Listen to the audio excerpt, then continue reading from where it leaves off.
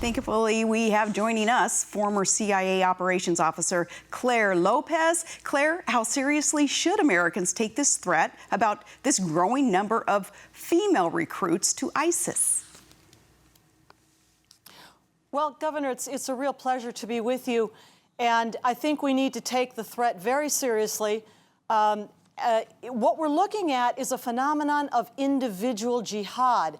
And in that sense, what we're talking about is the call to Muslims within our population, already living among us, to take that next step of devotion on the pathway to jihad.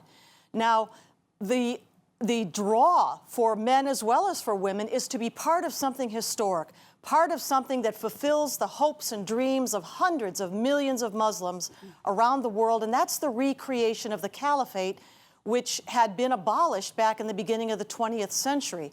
And so there are other motivations as well. Some of these young women think that they're going off for romance, for adventure. But the bottom line is that these are devout Muslims, some of them converts, who want to be part of something big. And Clare, hearing your take on this is so valuable for America because of your background, all of your expertise. Your perspective on this is really important. I would like to know specifically, in your opinion, again, about the women. ISIS and many in the Middle East, they treat women horribly. And a lot of these young ladies being attracted to this, they're not stupid. What is it that they're thinking when you consider how horribly they're going to be treated? I think they really don't know that, or they don't believe that. They do believe the propaganda that's pushed out over social media, the Facebook pages, the Twitter accounts, and every other Instagram and everything else. They really think that they are going off to fulfill their destiny as Muslims, to be part of building the new caliphate. That's what they're answering. That's the call they're answering to jihad.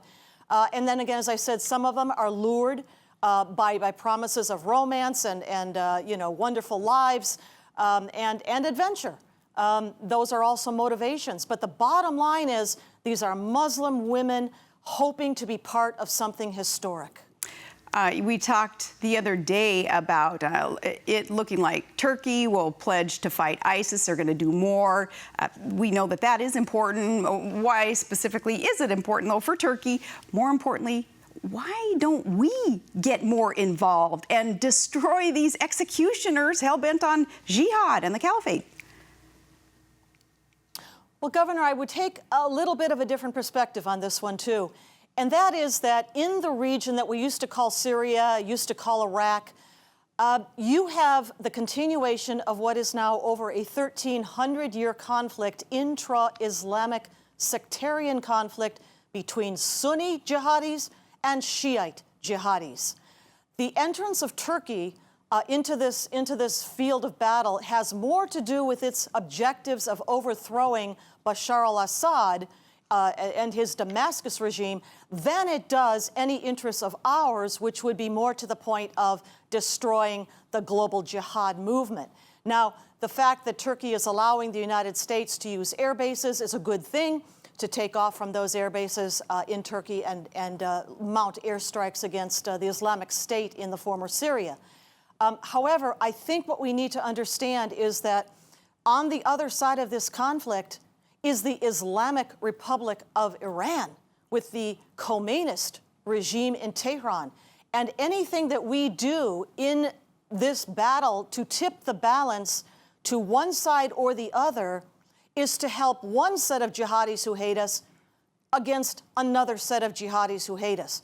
Where we need to focus our effort, I think, is supporting our friends and allies in the region. Number one, that means Israel. It also means Jordan, and I would say the Kurds. Helping the oppressed Christians and Yazidis and other minorities in any way we can, humanitarian aid, especially expedited visas to get out of there.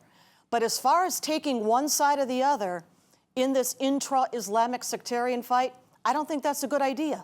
Elsewhere in the world, where Shiites are not already squared off against the Islamic State, by all means, we go all in to help fight against the Islamic State. But there in the former Iraq and former Syria, let them fight it out, and we help our own and we help our friends. I so appreciate learning that from you, Claire, because I heard, the other day, all this hoopla about Turkey, thinking, what is the significance of that? And hear your explanation. It certainly helps clarify that.